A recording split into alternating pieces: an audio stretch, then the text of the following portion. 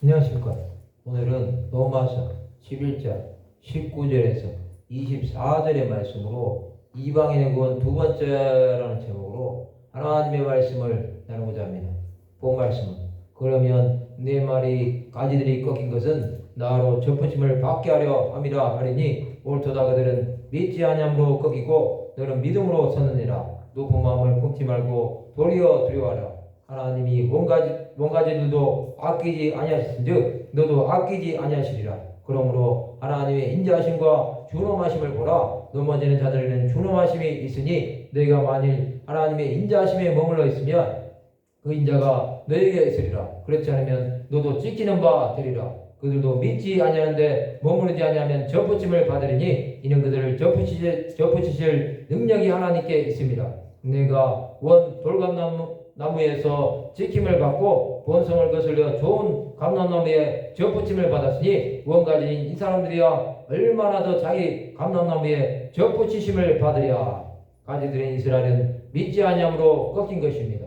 이것은 하나님의 구원의 역사를 위해 잠시 보려 하신 것입니다. 그러나 이방인은 믿음으로 선 것입니다.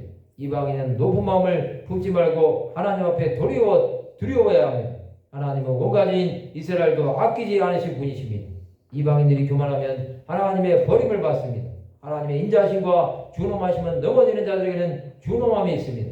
하나님의 인자하심은 그를 찾고 바라는 자들에게 함께 하시는 것입니다. 그렇지 않는 자들은 찢기는 바 되어 버림을 당하는 것입니다. 하나님께 붙어있지 않는 자는 구원을 받을 수 없는 것입니다. 아버지 하나님을 떠난 이방인은 탕자처럼 살 수밖에 없습니다. 그러나 아버지 앞에 돌아오면 하나님은 아들로 다시 받아주시는 것입니다. 이방인으로 살고 있는 우리는 하나님 안에 온전히 거하는 자들이 되어야 합니다. 그런 자들은 하나님의 뜻을 깨달아 그 뜻대로 살아갈 수 있는 것입니다. 예수 안에 거했던 수많은 이방인들은 구원함을 받아 하나님의 자녀의 신분을 누리게 된 것입니다.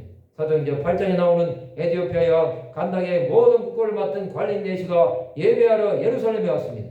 그는 빌립을 만나서 세례를 받고 에티오피아 복음화에 기이하게 쓰임을 받습니다.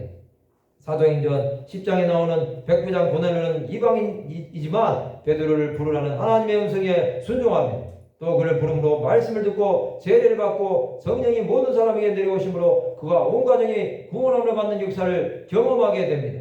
하나님은 지금도 이방인을 구원하시기를 기뻐하십니다. 이방인은 하나님의 구원하심에 참여하는 자들이 되어야 합니다. 우리가 그렇게 할 때 하나님의 역사는 계속해서 진행이 될 것입니다. 이 땅을 살아가는 자들 모두는 하나님의 구원하심의 은혜가 필요합니다. 특히 이방인으로 구원함을 받은 자들은 예수 그리스도를 믿음으로 하나님의 자녀가 되는 권세를 누리는 것입니다. 성도 여러분, 이방인의 구원은 지금도 멈추지 않고 있습니다. 우리 안에 거하시는 성령은 지금도 운행하고 있습니다. 예수께서 죄와 사망의 권세를 이기시고 승리하셨습니다. 이방인의 구원 역사를 통해서 하나님의 일하심을 보시는 자들이 되시기 바랍니다. 말씀을 마치고자 합니다. 이방인의 구원하심을 땅까지 전하는 하나님의 백성들이 되시기를 주님의 이름으로 축원합니다.